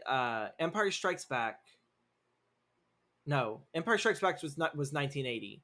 Return of the Jedi was 83. We didn't get another Star Wars movie until about 16 years later in 99 with so yeah, that was like almost already 20 years. Harrison Ford, I think, was just wrapping up his Jack Ryan trilogy with, Clear and Present Danger, if I remember correctly. So it was already showing that Harrison Ford was starting to show some aging. You didn't really sit there and see much of oh my god, people are tearing me apart. I forgot who Leia. Carrie Fisher. There we go. Don't kill me. Well, don't kill me. God rest her soul. Carrie Fisher. Don't kind of haunt made a career like more in the background anyways, and like there was really no reason to do a sequel trilogy because they changed the plans enough for Return of the Jedi that to kill the Emperor in that movie. Yeah. There was no big bad for them to fight, they just, and then of course Mark Hamill at that time was just now really enjoying the stride of his voice acting career. He had for at least the majority the majority of the run. Is your internet connection okay? I think it's good. But I think for the majority in the 90s, pretty much he voiced the Joker, and they did all the animation stuff, crossovers, and I think he was doing the Joker in Batman Beyond in 99 and everything. So Mark Hamill was like already kind of jumping off. He was at almost like a jumping off point of like he had done the Flash in the early 90s, playing the Trickster, and then played the Joker in the animated series for Batman. And then he wouldn't really kind of come back until probably Justice League, which was 2003. Yeah. So that was a bit of a gray area where he was starting to kind of, he did Jay and Silent Bob in 2001. That was like really only anything huge theatrical that he was doing at the time. Most of his stuff was all in voice acting. So Harrison Ford's career is the only one that really like kind of blossomed. He had a steady flow. Like there would be years where it's like, because what wasn't like the early 90s the last Indiana Jones movie, or was that 89? I think The Crusade. That was 89. So yeah, somewhere right there. And then I think he was doing some of the Jack Ryan movies, and then I think that's whenever he did what was it? Oh my god, I am completely blanking on the movie, but it was really, really huge in the 90s. 6 Days and 7 Nights. So he was doing Sabrina in 95, 6 Days and 7 Nights in 98. He was kind of starting to go into some of those, like they were thrillers, but also he was slowly going into the dramas, like the romance stuff. So he was kind of starting to slow down a little bit, and he wasn't really picking up much action stuff until post 2010. Yeah, when he did the Indiana Jones movie, the fourth one. That was like 2008, I think, too. I mean, like so it was right around there. Harrison Ford was starting to slow down a bit. I mean, he was in his 30s in the 80s, and like how Hollywood is. Once you get older, it's even stricter on the women. Out. But some of the guys, like they're like, well, we can't have you be a believable guy at this age, and of course Harrison Ford's like, just watch me. And now we have Indiana Jones in his 80s doing part 5 when they should have just ended it there at 4. or You know what? recast him. I still think this is his way of redeeming us for, you know, Temple of the Crystal Skull. I actually didn't think it was too bad, but I there didn't was some either. writing on the wall where it was like, really? It's like, do we really need Shia LaBeouf as his kid? I mean, And I think like they were I planning like the on. TV show better. I didn't even see the TV show, but like, The Sean Patrick Flannery, that's like I think what made him big before he did Boondock Saints. And I yeah, mean, he played young Indiana Jones and the Indiana Jones Chronicles or something like that. yeah. Um, But but let's go back to the Han and Leia story. yeah, Uh, Han and Leia. Enough sidebar. yeah, So you know, Han and Leia, they start off very much hot and cold. You know, Han's still sticking around, even though he did come back at the end of at the end of episode 4. You know, he came back, he saved Luke, he helped defeat, and Leia kind of is still holding against him the whole paycheck. I was like, I was only in for the paycheck. You know, What- I it's like mean, I don't know if it's that. I think it's in the 3 years between the two movies that is supposedly going on between them. I think there was like a lot I'm of pretty sure he wooing went in attempts. between. He did some You know, smuggling stuff, and you like know, it's hinted that he's been with them since the destruction of the Death Star, and that I for kind some of though, reason he never yeah, like went and paid his debt off, which always bugs me because like yeah, why wouldn't you you had go the pay off money. your debt? Like, come on. I'm pretty sure though he tried to sit there and he tried to, I guess, sway her into believing him of, well, hey, yeah, this money, this debt, I don't care about the damn debt.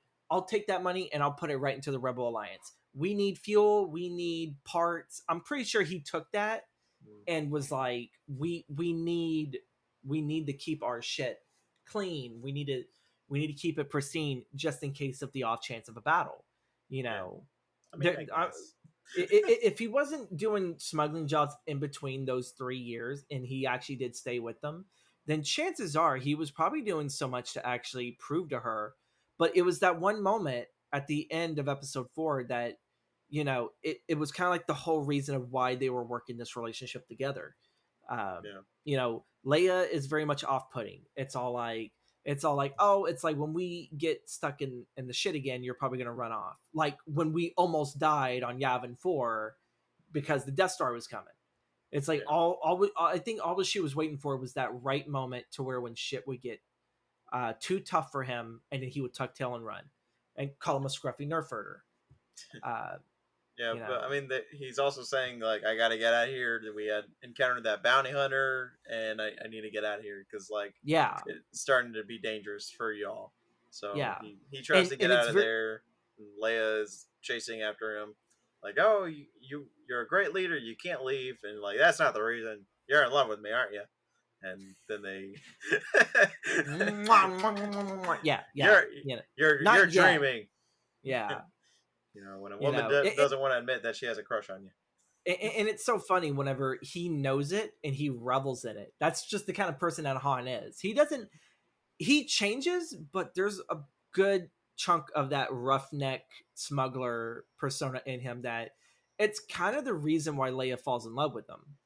You know, it's the whole thing with the princess and royalty, and she's in love with the rugged outlaw that won't take no for an answer, and he'll find some way to do whatever for the sake of um, quote unquote goodness, because that could be misconstrued into any other. You know what, like Han will do what he has to at the end of the day. Yeah, um, he may not choose the right decisions at first, but he will soon realize that, and he will turn that around. And he's that's the the way ambassador. yeah, but He's he's driven also by money. he's still trying to prove himself, even though he knows that she loves him. It's still not enough. You know, it's still a lot to prove to her. And you know, going through all of this stuff where they go through where they're arguing and bickering while quite literally the empire is is attacking them. They are arguing, going through tunnels that are being collapsed and all that, while and trying to help everyone get the safety uh, with like what, only like one half of the shield, because I know they had to take the shield off, and they had to focus power, I think, on the shield that was gonna protect the escaping rebels on Hoth. Yeah, because they had to let the shield down so the ships could escape. Yeah, because in the future we have shields, but apparently you can't drive through them. That would you figured defeat the enough purpose of the shields. But I mean, like, you can't figure that the shields would only deflect laser blasts or maybe bombs, something that maybe it would have picked it up, but like a ship crossing through, I don't know. I'm reaching That's here. more sci-fi mumbo jumbo. The shield is supposed to be a wall that no one can enter or exit. Oh my god! So we have that, and then through their adventures into space, they're obviously on each other's nerves, and if they're not on each other's nerves, 3PO's on their nerves. They're constantly, barking back and forth and everything. It's like, can you shut him up and everything? Turn him off. There's all of that, and even when Han is trying to do something on his own, and he's all like, "Well, fine. If Princess wants to act that way, then I can do it myself and everything." But she wants to be included. It's not the point that if Han can do it himself. It's uh, it's I'm trying to really form. It's more or less. It's like, help me out here, Chris. You're just as lost as I am, aren't you? I mean, I don't know where you were going. it's what Leia wants from Han. It's not the fact that, oh, you're going to stick around the fight. It's the purpose, Also, too, yeah, she's in love with him, but she's not going to sit there. She's not... annoyed by his personal motivation not aligning with the Rebel Alliance. Is that what you mean? Like, maybe that'll work with it, but I also kind of like look at it as she's not the woman that's looking to be saved, because she can save herself. Yeah. And it's been proven in the first entry that she was the one that saved them from whenever they got cornered. And, she was the one that pretty much, helped form, I guess, the plan in order to defeat the Death Star. She may not have been the one that actually did the action of it, but she's been the brains all along. And she's been the one that really puts herself out there. And maybe it sits there and seems like maybe Han has not put himself out there enough to gain her trust and her respect. That's really probably what it boils down to. Even if you don't look at it as a love story, it's all about respect. It's about a leader looking at someone that they very much look at as a flake. They'll flake whenever they want to, if it gets too tough. And then, it's like, oh, they're actually trying to back up their words. It's like, how do you handle that? Does the leader just say thumbs up, or do they just keep watching and waiting until they do something completely selfless that would turn the tide of what they think about that character? I guess that's probably a better way to put it. I'm not gonna lie, I'm a little lost. So what the point you were trying to make here was, man. I was shooting in every freaking direction. I apologize, folks. Like, I mean, it's just, I'm not sure where the point was, but we're writers, and yet we're so difficult with words. We should really move on. Honestly. Yeah. Okay. So we're gonna move on from my failures, because I'm pretty sure even the people are like, "What the fuck is he getting to?" So nothing really much happens in between the middle with Han and Leia. We get more like the ideas of, they're evading. Han is pulling every freaking nook and cranny out of his ass so that they do not get captured. Empire, getting through, avoiding them in the asteroid field and hiding in the giant asteroid inside the giant worm. And even Leia makes a point, like, I just love to see you fail. And then when that hyperdrive goes out, it's like, let me correct myself. I like to see you fail, but not with me dying in the process of this failing. She wishes to live to see the day he fails, which in a sense is more of his goal. I'm not going to fail. I'm not letting her down. That's pretty much the whole premise, in this love triangle. I'm not going to let you down. I think it's more of, I like being proven right, or I hate it when you're right, kind of thing. Yeah. And when we get the Bespin, and he's so assured of himself that Lando is going to save him, It's like, I know this guy, he's good, and even Leia is very Oh, leery. maybe It's not like she sure, kind of, because he yeah, but does voices like distrust for Lando. Like, I don't trust him, but he doesn't have any love for the Empire. But yeah, like, but that's like kind also of too, you learn that the ship that he's been piloting for the almost for these two movies now, it was once owned by Lando. So even Leia would probably think, well, what makes you think he's not going to turn you in just so that he can get his ship back? It is a pretty good ship for a hunk of eh, piece of junk. what a piece So of junk. I I think she makes reference of that. It's all like, we're gonna die in this piece of junk, and it's all like I think he kind that's of gives her more that look. of, Like, this is somebody that with a sketchy past that from your sketchy past. yeah, So there's really no reason to like trust him trust outright, them. because like if he's kind of like you, like you're not that trustworthy to begin with, and we've only won you over because we've been with you for he's with us for so long, and Whereas that's this kind of guy's the brand new, yeah, like and they're criminals with hearts of gold, but like they'll also sell you out if it's to save their own hide. That's kind of what Leia is weary of, you know. mm-hmm. And in the first time that I've seen this movie as a child, I always sat there thought Lando was a politician. Eh, He dresses like a politician. I think that's more of like, His fashion sense. yeah, But yeah, so we move on from there. Han is so sure of himself that it's like everything's gonna be fine. And even when things aren't fine, like when 3PO goes missing, because 3PO decided, it's like, oh well, what if that's R2 there? And like goes in there and he gets ripped to shreds, and then it took Chewie to go find him. Nothing was adding up right. And Leia very much felt like this was a trap, which she was correct. And Vader was there along with Boba Fett.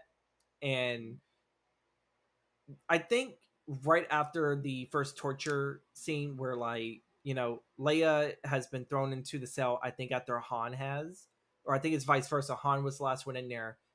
I think Han really kind of realized then after, I don't have this.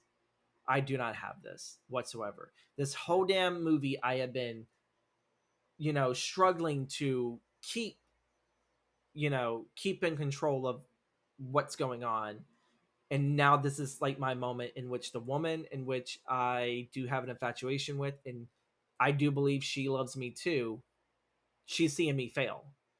And it's such a kick to the groin to Han that, for one, he doesn't like to be seen this way. And you kind of sit there and see that in almost the way of whenever they go through the carbonite, when he goes through the carbonite chamber, and it's those last words that he says for the remainder of the movie, when she's like, I love you, and he's like, I know.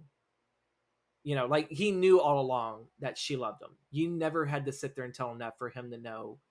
yeah. uh And but this at the is same probably time the too, last time they it were ever going almost to see seemed each like the other. tone in his voice, it's like, I don't like you to see me like this. It's a vulnerability that Han has not. Obviously we haven't seen Han like this in Solo, Yeah. you know Well, and I mean, he's also it, they're in a room full of enemies, and he doesn't want them to know how much he cares for her too. So, like, he it's does more he of a doesn't guarded like. thing, trying to protect her, I Yeah, guess. it's playing stoic, Yeah, and when he gets encased, and then Boba Fett starts loading up, that's pretty much the end of their story. But then Lando obviously feels bad about this, and he saves face. He's over here. It's like I'm on your side. Chewie is about to choke his ass out because you pretty much you gave away his best friend. And you know Han and not Han, Leia, Chewie, and the rest of the ragtag group. They, this is where we catch up with Luke. They were already exiting, but Luke called out to Leia, and Leia sat there and said, "I know where Luke is," and that's pretty much where we end the story. yeah, It's not a happy note, but there is so much character development of Luke is still learning patience. He's a hothead, and in this story he becomes a little bit more like his father, or at least it gets revealed that, hey, there is this huge gaping wound in you, and it's Anakin Skywalker. yeah. You're walking too close to the edge. You've been here, but now you're kind of teetering off towards where your father failed at. And with Han, with him always being that guy, because even in the first one, when did Han ever sit there and feel like really he did not have anything under control? He always felt like he had everything under control. Yeah. I mean, when they're on the Death Star, he definitely Yeah, when probably they're on the was out Death of his Star, element.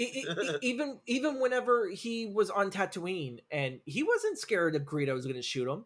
He knew he was going to have his ass dead before he even could say the Millennium Falcon travels at so many parsecs per second. Yeah. Even though that's a measure of light or a measure of time, not distance, or something like that. Well, it's a measure of. I think it is a measure of distance because that's. Is it? Uh, yeah, because like, uh, he, the thing Makes the was like Kessel Run. the Kessel Run is like this, and he did this. Yeah, You know, like this is the only safe way to travel, and the Kessel Run is really long, and in the Kessel Run, like in the movie Solo, he goes through this and gets out of the Kessel Run faster than he should. It's almost like the black hole told in like Event Horizon and Death Space. I don't know that nerdy stuff. I'm sorry. I didn't do well in It's cool. science, folks. No, that's I cool. didn't do well. And we opened up with a science fiction trilogy for our I hate podcast. math, so math sucks. I hate math. Math I is suck never at fun. geometry, but algebra, I could do that shit all day. Yeah. But yeah, so when we reach this point, there's so many people that have changed. Leia finally understands that, Leia understands that, uh, with Han, it's always rough around the edges, but now she kind of feels like because of what happened to Han and in the state of what Luke is now, everything is on her shoulders.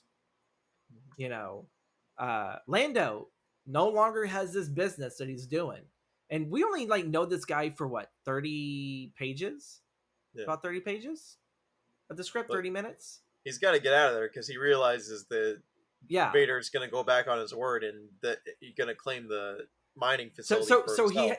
he has to reclaim his business by means of the Rebel Alliance. So he Yeah. already has a goal for the sequel. Han still has to like really kind of swallow that pride, and it's like it's okay to be vulnerable, in such dire situations. And then Luke has to, quit being like his father.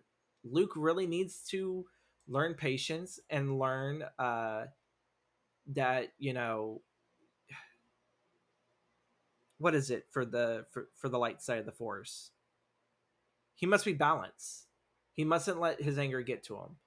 And Yeah. of course, this still felt like the same way, especially when Vader popped off. It's all like, your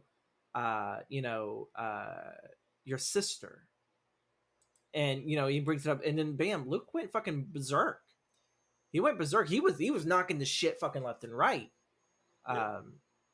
So there's a whole lot. And next week, folks, we will conclude the original trilogy of, Star Wars, the original OG with Return of the Jedi. Chris, what are your final thoughts on this story? I mean, it's a great like middle. It's a middle part of the book that is Star Wars. Like it. I love that we got a chance to slow down and got to really know these characters and see their dynamics outside of just the adventure that we saw in A New Hope. It's probably why I appreciate Last Jedi more, is because we got to see characters like slow down and understand their viewpoints, and it has romance in it. Yeah, You get the princess in this movie, and it's great. still the most badass princess ever.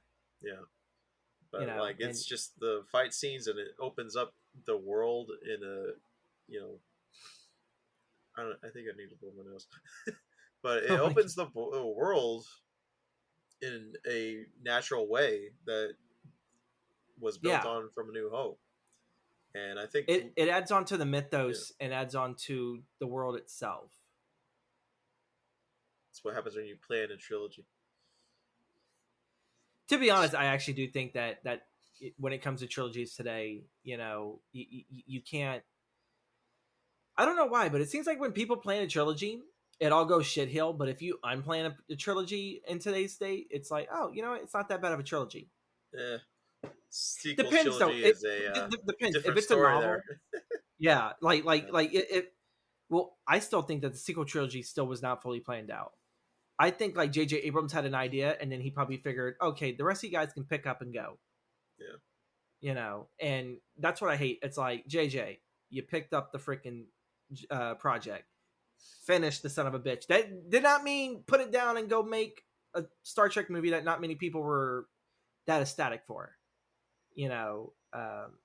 And then what was it? Wasn't he doing? Wasn't he Well, he made doing the the? two Star Trek movies before he did Star Wars. But wasn't he also doing a Cloverfield movie? Wasn't that when the Paradox and everything came out? Because that all stuff came out But before the I don't think he final. directed that. I think he just produced it with Bad Robot. Yeah, Like his but company he did was that. he was working on the producing stuff for that. Yeah. He was so focused on other projects that weren't Star Wars.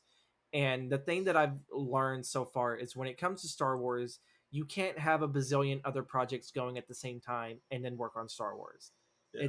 It's such a world with its story that it needs full focus. It's kind of like when you look at Kevin Feige. Like we may be going off. It's still Disney, Star Wars related. But when Kevin Feige went and did the MCU, was he working on any other outside projects of that MCU? No, he was working. I'm pretty sure on the entire. I don't think he has any other filmography in the past couple of years outside of the MCU. To be No, I mean honest, I actually have no clue.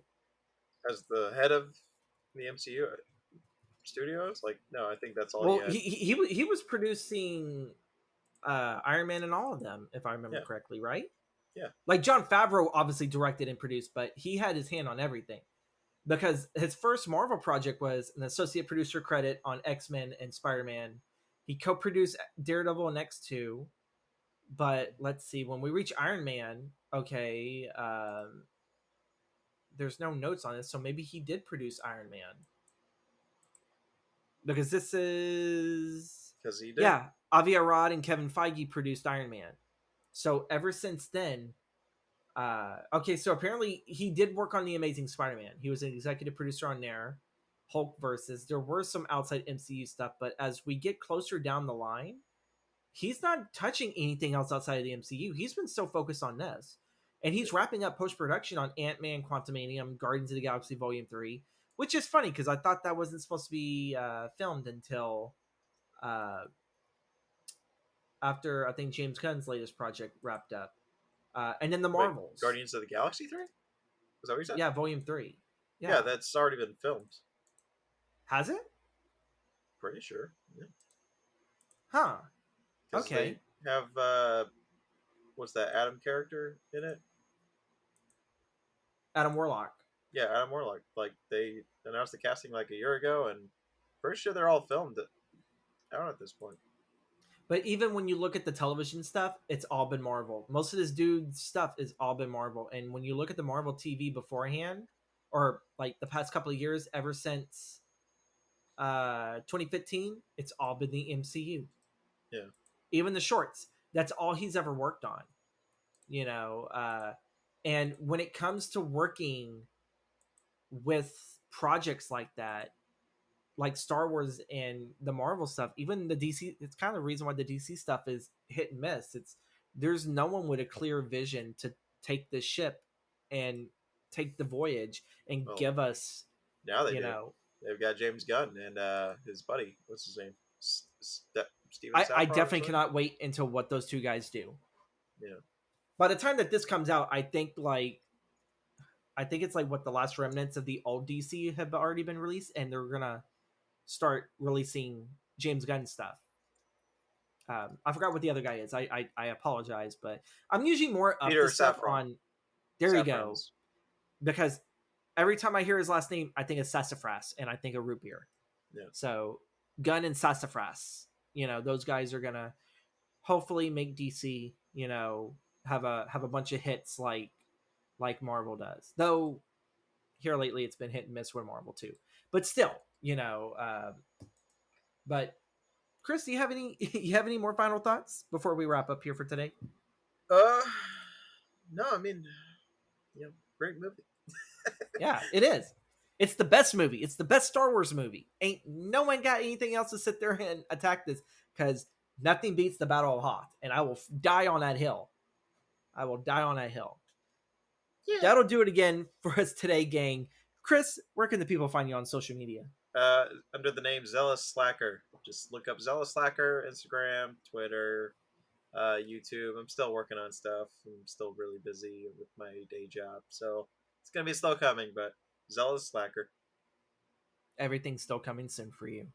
Even in the year 2024, it'll still be coming soon. Yeah. Freaking day job. I hope not. I hope not. But folks, you can find me at the Gothic Storyteller on Instagram and Twitch. Don't forget to leave a review. Show your support for the show. We really do enjoy doing this. And we do hope to sit there and start adding Patreon names to the supporters in the future as well. And with that, I leave you guys with a reminder: don't stop watching movies. Have a great day, everyone. Bye.